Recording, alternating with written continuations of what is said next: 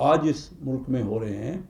हमारी हुकूमत पूरी कोशिश कर रही है और बिल्कुल सॉर्ट आउट कर रही होगी, इसमें तो कोई शक नहीं है। गवर्नर साहब ने भी कल जाके फेडरेशन में और फिर कराची चैम्बर में बड़ी तफसील से बात की, लेकिन लोग मसले का हल नहीं निकल रहा। मसले का हल जैसे मैंने आपके कहा कि वो कंटेनर के सबसे बड़ा मसला कंटेनर की डिटेंशन के चार्जेस हैं।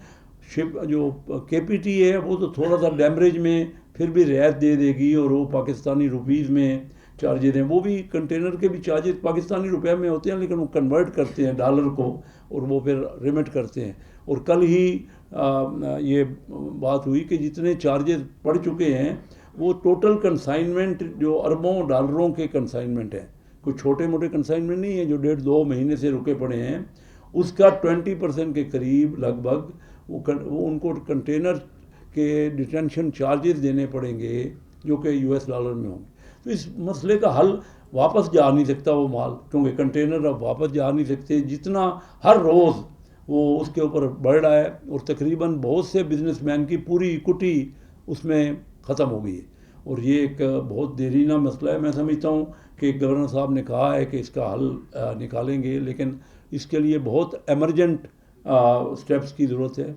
और फिर ये जो डॉलर का रेट, मैंने आपसे कहा कि 2-3 रेट चल रहे हैं, इससे क्या हुआ है कि एक्सपोर्टर ने अपनी पेमेंट रोक ली है।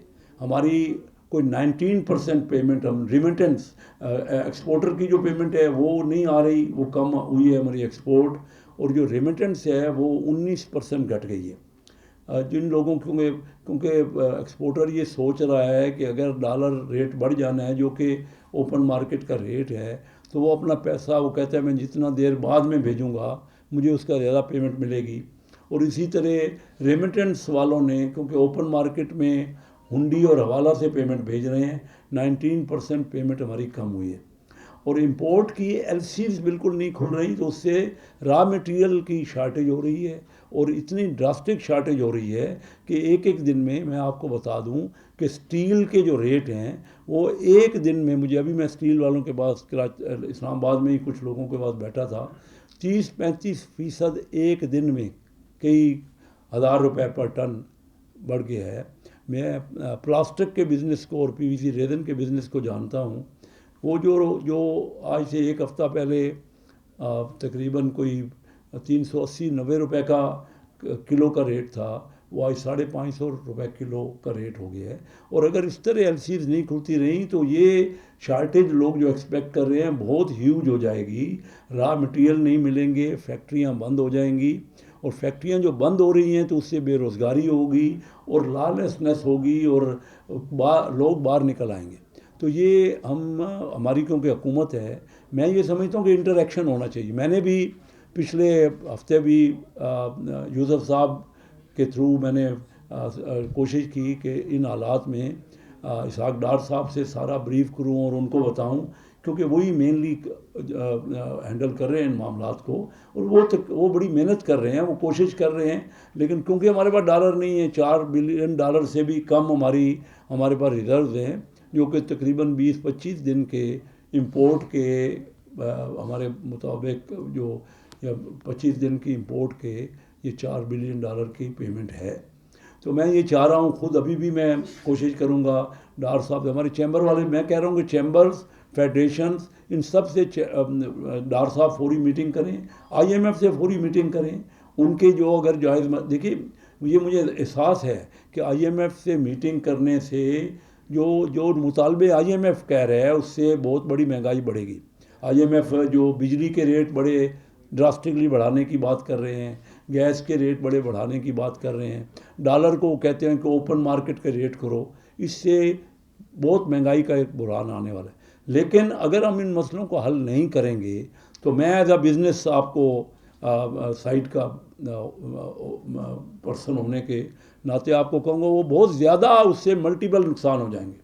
जो महंगाई, अगर आईएमएफ से ज़रूर समझौता होने चाहिए, हम अपने बेस्ट टर्म्स में करें, और मैं समझता हूँ कि हमारी इकनॉमिक टीम बेस्ट टर्म्स में कर रही होगी, लेकिन क्योंकि वो डिले हो रहा है और आईएमएफ का कोई अभी रिसेंट दिन भी डेट तय नहीं हुई, एक एक दिन मार्केट में क़यामत की तरह गुजर रहा है। इतना ज़्यादा तकलीफ़ में है लोग और इतनी ज़्यादा इकानमी हमारी डिस्टर्ब हो रही है। तो मैं आप सब के मैं चाहता था, मैंने स्टैंडिंग कमेटी की मीटिंगों में भी ये बात करता रहा हूँ, हमने मीटिंग भी रखी हैं और वहाँ भी आपके सामने है कि स्टेट बैंक वाले भी उसका जो पीछे बैंकों ने अननेसेसरी फ़ायदा उठाया, जो ह्यूज बेनिफिट लिए उनके ट्रेजरी डिपार्टमेंट ने, जो कि डॉक्यूमेंटेड है। यही काम बांग्लादेश में हुआ तो उन्होंने उसका उनको बैंकों को उन्होंने काफ़ी उनके पेनलाइज किया और उनके ख़िलाफ़ एक्शन लिए। हमारे यहाँ ये एक्शन नहीं हुआ। स्टेट बैंक को भी हम ये बात आज से नहीं 3-4 महीने से फाइनेंस कमेटी में कह रहे हैं।